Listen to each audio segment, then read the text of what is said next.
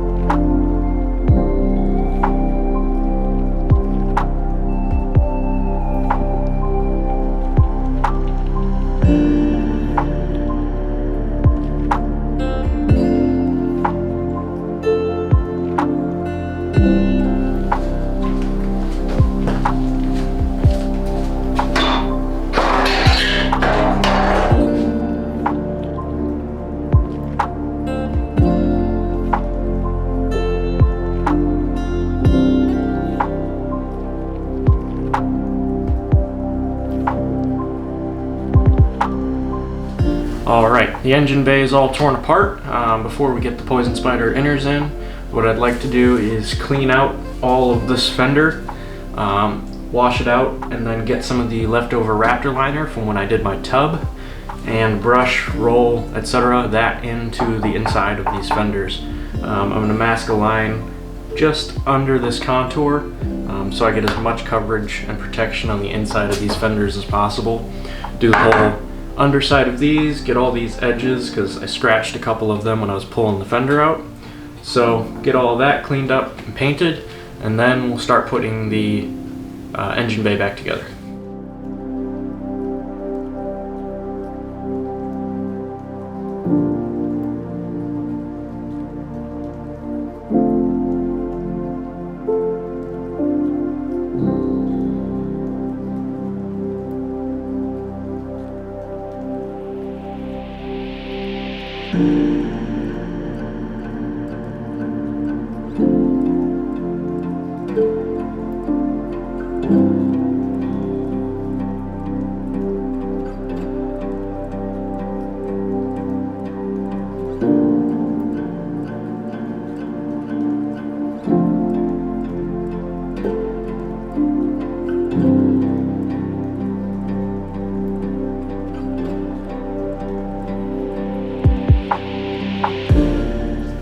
Alright, so this is the roll-on Raptor kit.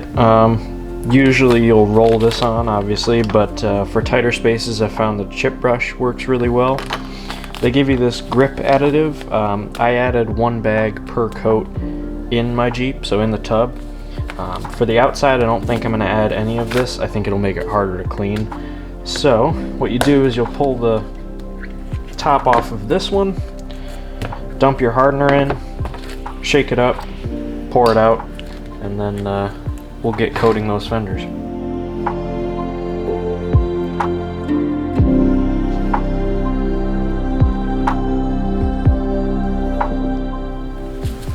Alright, we're going to start with that. It feels like about half the can. See how we get along. I'm hoping to do about 2 coats.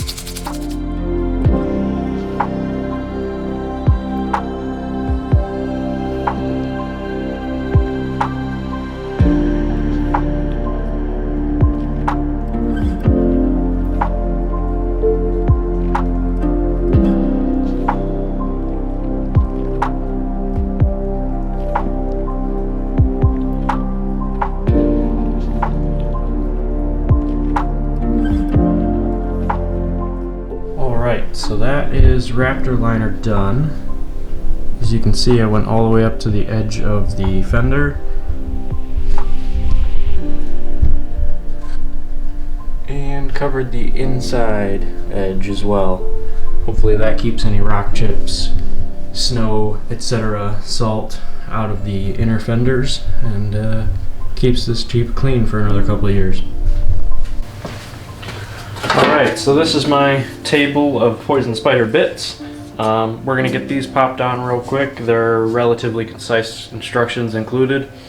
And then we're going to take a look at getting all the things like the fuse box, the windshield washer bottle, my rock lights, everything mounted back into the fenders, and then we'll get the engine in.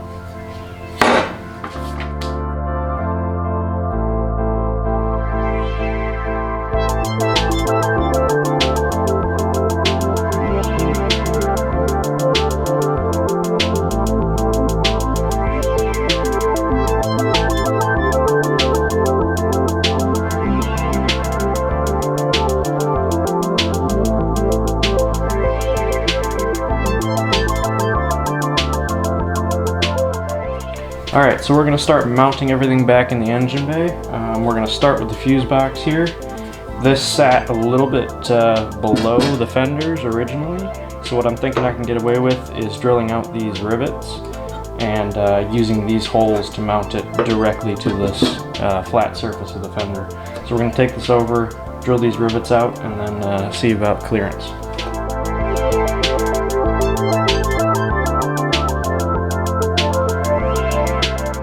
Alright, I'm going to put the camera in charge of telling me what sort of clearance I have for this, but we're going to check and make sure that with this sitting fully flat on the top here, if it'll clear the hood. I think it will, but...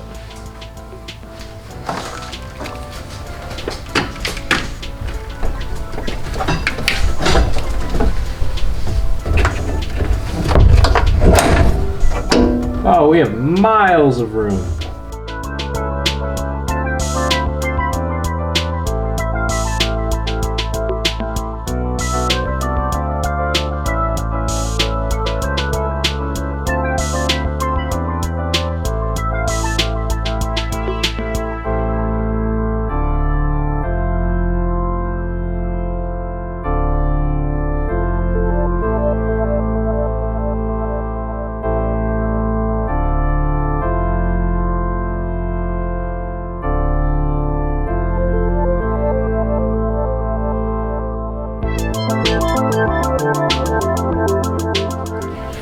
Alright, so I just got finished redoing the passenger side wiring here. I didn't video it too much because it's by far and away my least favorite activity while doing Jeeps wiring.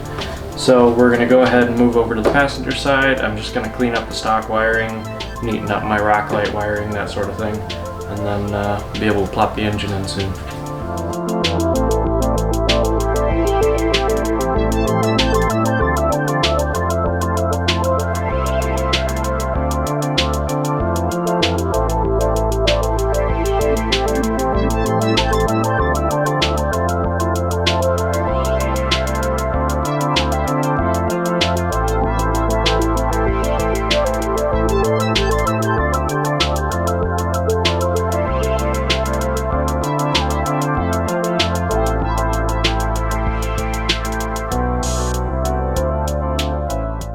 Okay, now that the passenger side fender wiring is redone, we're going to go ahead and put the engine back in for a little bit. It's going to come back out a couple more times, but I want to start looking at how we're going to route plumbing. I'm going to redo the glow plug harness on the engine and get some of the other engine sensor harness cleaned up as well.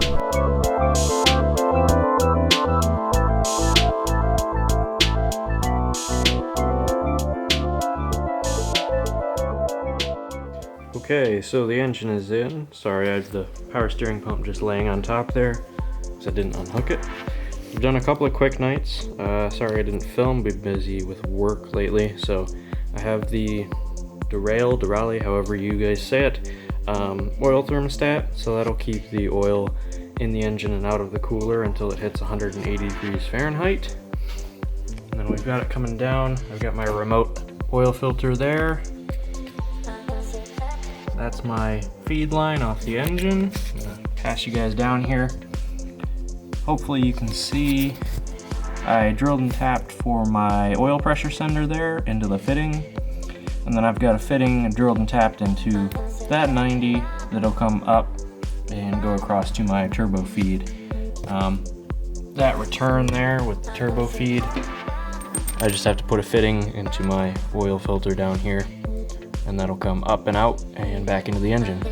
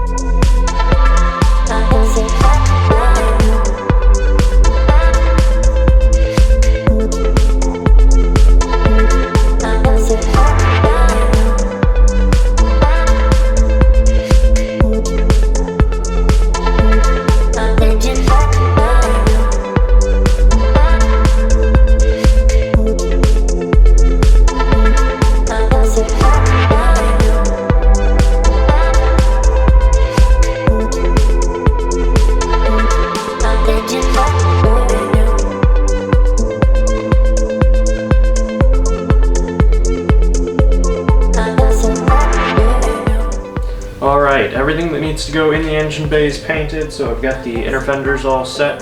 I painted the back of the grille here because that's always been mismatched since I painted the Jeep. And then I painted the entire firewall. I just did this with the Tractor Supply implement paint and a brush. That works really nicely if you do the dabbing pattern as opposed to brushing it. You get a nice texture as opposed to brush strokes. So, thanks for watching, guys. Like, subscribe, comment if you have any questions or any suggestions. I appreciate it as always. See you guys in the next video.